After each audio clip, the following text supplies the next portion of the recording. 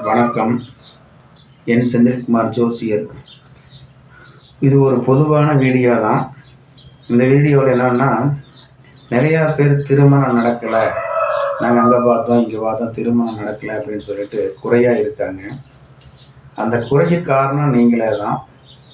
சரியான நேரத்தில் அந்த குருபலன் உள்ள போது, வயசு வரம்பு உள்ள போது, சரியான நேரத்தில் திருமணத்துக்கு உண்டான ஏற்பாடை நீங்கள் செய்கிறதில்ல, காலதாமதம் பண்ணிடுறீங்க.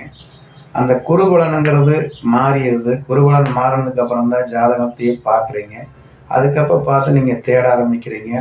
தேடும்போது வயசுகள் கடந்து போகுது.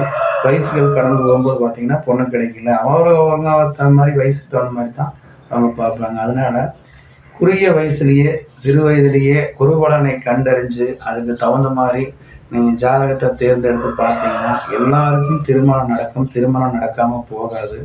அந்த திருமணத்தை நடத்த வேண்டியது பெற்றோர்கள் சரியான வயதில் அவர்களுடைய ஜாதகத்தை அறிஞ்சு அதுக்கு தகுந்த மாதிரி மாற்றம் செய்து திருமணங்களை செய்து வைக்க வேண்டும்.